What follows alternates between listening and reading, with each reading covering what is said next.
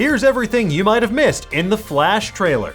While Barry Allen might be the fastest man alive, his road to finally getting his own solo film has been slower than the speed ramping in the Snyder Cut. But thankfully, at long last, we are getting the Flash movie, and we got our first taste of what the film is actually going to look like during Saturday's DC Fandome event. With Ezra Miller playing multiple characters, multiversal hijinks on the horizon, and the return of Michael Keaton as Batman, there's a lot for DC fans to be excited about.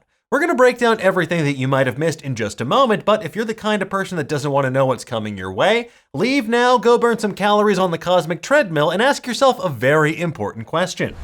Are you in? Alright, let's get into it, shall we? Directed by Andy Muschietti, The Flash looks as though it's going to adapt elements of the fan-favorite 2011 Flashpoint storyline. Written by Jeff Johns and illustrated by Andy Kubert, Flashpoint saw Barry Allen breaking his cardinal rule by traveling back in time to prevent his mother's murder at the hands of Reverse Flash. And in doing so, he created an alternate timeline that led to an apocalypse on par with what we saw in the Nightmare timeline in Justice League. Now, the teaser trailer opens with two versions of Barry Allen, both played by Ezra Miller, arriving via Central City Taxi at Wayne Manor in Gotham City. But it's not just any Wayne Manor. This is specifically the Wayne Manor from Tim Burton's Batman and Batman Returns, as evidenced by the Gothic architecture and the music cue from Danny Elfman's OG Batman score. Now, you might be wondering, why are there multiple Barrys Allen? Well, as we learned in Justice League, Barry is capable of traveling back in time when he runs faster than the speed of light. We saw it happen in Zack Snyder's Justice League when Barry created a massive electrical charge to let Cyborg and Superman separate the mother boxes, and we saw it also in Batman v Superman when he warned Bruce Wayne about the future Nightmare timeline. Here, though, it's clear that the Barry Allen in the brown coat on the right is from the main DCEU reality, and the Barry Allen in the yellow coat on the left is from this new reality where Michael Keaton's Batman is still alive and kicking. Now, this may just be an alternate reality version of Barry Allen who will become an ally with our Barry, or they could be doing a twist on the Eobard Thawne Reverse Flash storyline. Because in the comics, Reverse Flash is the one who murders Barry's mother, Nora, which Barry then travels back in time to stop. As many have speculated, this Barry could be taking Eobard Thawne's place. This new Barry is wearing a yellow jacket and doesn't seem to be as far along in the superhero game as his counterpart. So maybe it's jealousy or curiosity, but this version of Flashpoint could wind up with Barry literally fighting against himself in a battle for the fate of the multiverse. And if nothing else, they could be pulling from one of the wildest comic book moments where Eobard Thawne has himself surgically altered to look like Barry Allen so he can steal his life, but that kind of seems like it's moving a bit too fast even for The Flash. Stop right there. In voiceover, we hear Michael Keaton's Bruce Wayne setting up the stakes of this film. Tell me something. You can go anywhere you want, any timeline, any universe. Why do you want to stay and fight to save this one? As we'll see, the answer is to save his mother from being murdered, a crime of which his father is accused and currently serving time for in prison in the main DCEU reality. While this narration's happening, we see a dusty, cobweb-filled Wayne Manor which has fallen into disrepair because Alfred presumably has shuffled off this mortal coil. We also see our Barry throwing a massive circuit breaker to restore power to the Batcave like we saw in the Tim Burton films. And although Barry hasn't been to this particular Batcave, he presumably knows about his Batman's version of the iconic hideout. Like a Batcave. When Barry arrives outside his childhood home, we see a light turn on in the living room. This means it's taking place in the past, most likely on the night Barry's mother dies. He's here to stop the Reverse Flash from killing his mom, and he has a sweet new costume to do it, complete with gold boots from the comics that Grant Gustin is also going to wear in the Arrowverse as well. Now, whether or not Grant Gustin will get a cameo in this film remains to be seen, but it would be a fantastic way to pay off Ezra Miller's cameo during the Arrowverse's Crisis on Infinite Earths event. Moving on, the next shot shows Barry in the present tentatively walking to the same house to discover that his mother, Nora Allen, is less murdered than he remembers. After that, we see a shot of alternate Barry's hand touching someone else's hand lying on the ground. It's unclear who this mystery hand belongs to, but my best guess would be Michael Keaton's Batman.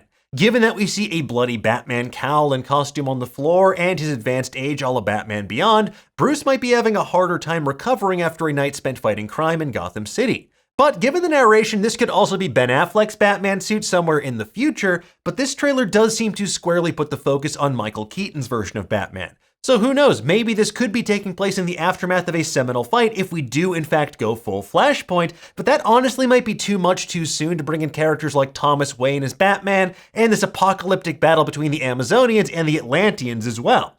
Now, while this is happening, we hear Keaton Batman saying, "You changed the future and you changed the past." This echoes Barry's lines during the faster-than-light time travel scene in the Snyder Cut. The question then becomes, is what's happening in The Flash a direct result of what happened in the Snyder Cut with that time travel sequence, or did Barry decide to try and travel through time again?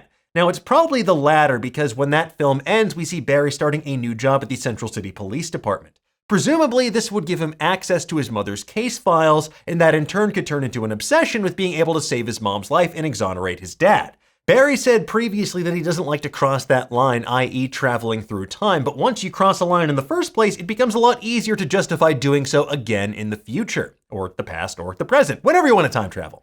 However, as we've seen time and time again in comic book time travel stories and Flashpoint in particular, meddling with the fabric of space and time usually comes back to bite our heroes in the ass. So perhaps this film is going to end with the DC multiverse in full effect and tee up a full-blown Amazon Atlantean war for a sequel, but only time will tell for certain. But with that said, I sure hope it does, because honestly, I need that heartfelt scene of Barry Allen giving Bruce Wayne a letter from his father in an alternate reality. Just heartbreaking stuff. Anyway, folks, back to the matter at hand. When Michael Keaton's Batman talks about changing the past, we see Barry inside a mysterious facility. Now, this could be the Batcave, or maybe it's a look at Barry's origins at an accident at Star Labs. This is followed by alternate Barry putting a blanket on a sleeping or injured Sasha Calle as Supergirl. It looks as though they're here in Wayne Manor somewhere, and it's unclear what happened to Supergirl, but we'll find out.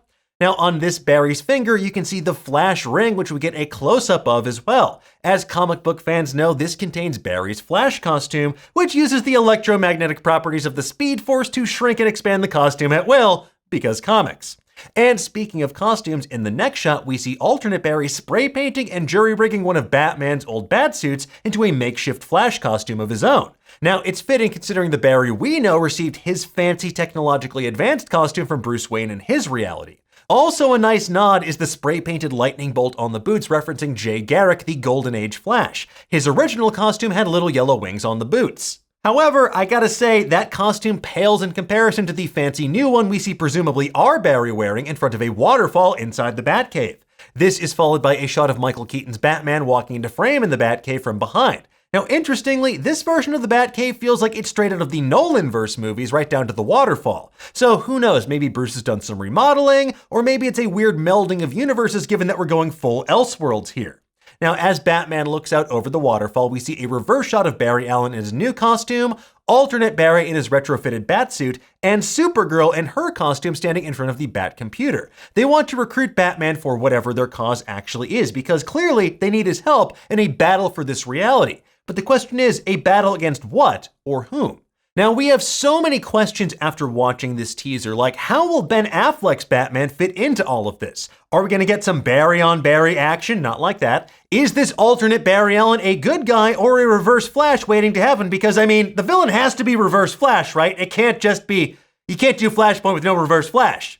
And last but not least, will that alternate Barry Allen actually get to tool around in the Batmobile from the Tim Burton films like we see teased at the end of this trailer? Now, I certainly hope so, because that was definitively the best version of that iconic vehicle. Don't even debate it. It's just true. If you have another opinion, you can put it in the comments, but it's wrong. Anyway, folks, there you have it. That's everything we spotted in the Flash trailer from DC Fandome. We'll have plenty of other multiversal mayhem and DCEU goodness to mull over while we wait for this film to drop on November 4th, 2022. But for now, tell us, what did you think of the Flash trailer? Did you spot anything that we missed? And who do you think the true villain of the Flash is going to be? Brunch. Let us know in the comments below, and for the latest and greatest in the world of pop culture, stay tuned to Nerdist.com.